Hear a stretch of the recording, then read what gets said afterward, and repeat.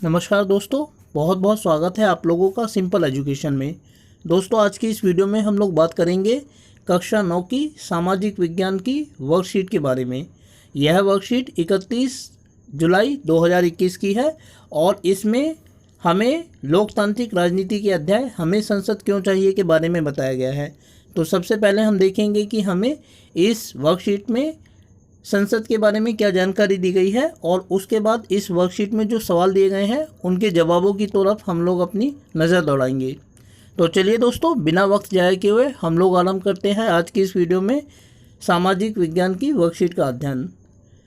हमें संसद क्यों चाहिए और संसद में कौन लोग होते हैं, इसके बारे में हम बातचीत करेंगे। आम जनता अपनी आवाज़ जनप्रतिनिधियों के माध्यम से सरकार तक पहुंचाती है, वह जगह संसद कहलाती है। संसद में विभिन्न राजनीतिक दलों के प्रतिनिधि चुनकर जाते हैं। ये प्रतिनिधि विभिन्न जाति, धर्म, समुदाय आदि के तथा महिला और पुरुष दोनों हो सकते हैं। यहाँ दोस्तों आप संसद के चित्र को देख सकते हैं जिसमें विभिन्न आकृतियों को दर्शाया गया है। संसद में लोग, संसद में विभिन्न पृष्ठभूमि वाले लोगों की संख्या बढ़ रही है। देखा जाए तो अब ग्रामीण लोगों की सदस्यता भी बढ़ती जा रही है। जिन समूहों और तबकों का अब तक संसद में कोई प्रतिनिधि नहीं था, वे अब चुनाव जीतकर आने लगे हैं। महिलाओं, पिछड़ी जातियों के लोग और अल्पसंख्यक लोगों की राजनीतिक हिस्सेदारी भी बढ़ रही है। अनुसूचित जाति और अनुसूचित जनजाति की राजनीतिक हिस्सेदारी, मुख्यतः यह माना हमारे हित और अनुभव अलग अलग होते हैं, इसीलिए एक समूह के व्यक्ति सबके हित में समान आवाज़ नहीं उठा सकते। इसी बात को ध्यान में रखते हुए संसद में कुछ सीटें अनुसूचित जाति अर्थात एससी और अनुसूचित जनजाति एसटी के लिए आरक्षित की गई हैं। ऐसा इसलिए किया गया है क्योंकि इन चुनाव क्षेत्रों में केवल पिछड़ी जातियों और आदिवासी जनजातियों के उम्मीदवार ही जीतें और संसद में उनकी भी उचित हिस्सेदारी हो। उसके यह भी उम्मीद की जाती है कि वह पिछड़ी जातियों और आदिवासी समुदायों की ज़िंदगी से जुड़े मुद्दों को ज़्यादा अच्छी तरह संसद में उठा सकें। महिला और राजनीतिक हिस्सेदारी, इसी प्रकार हाल ही में महिलाओं के लिए भी सीटों के आरक्षण का सुझाव पेश किया गया है।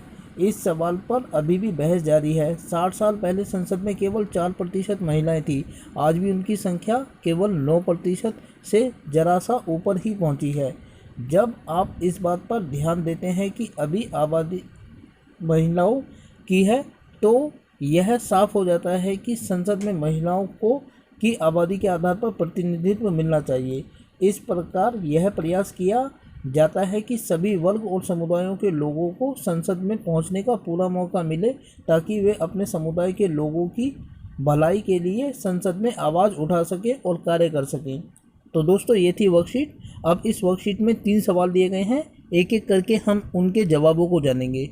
पहला सवाल है कि आम जनता किस माध्यम से अपनी आवाज़ सरकार तक पहुंचाती है। इसके जवाब को हम इस तरीके से लिख सकते हैं कि आम जनता स्वयं अपने प्रतिनिधि चुनकर सरकार में भेजती है। इसी प्रकार जनता अपनी आवाज़ सरकार तक पहुंचाती है। दूसरा सवाल है कि संसद में महिलाओं की हिस्सेदारी कैसे सुनिश्चित हो सकती है।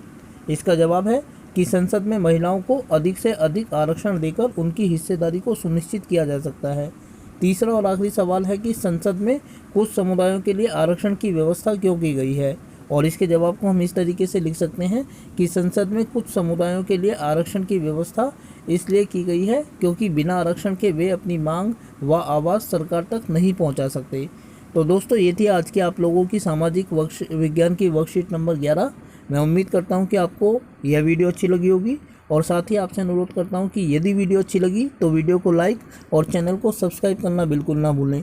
इसके अलावा आगे आने वाले दिनों में मेरी वीडियोस को देखने के लिए जुड़े रहें मेरे साथ मेरे इस यूट्यूब चैनल पर, जिसका नाम है सिंपल एजुकेशन।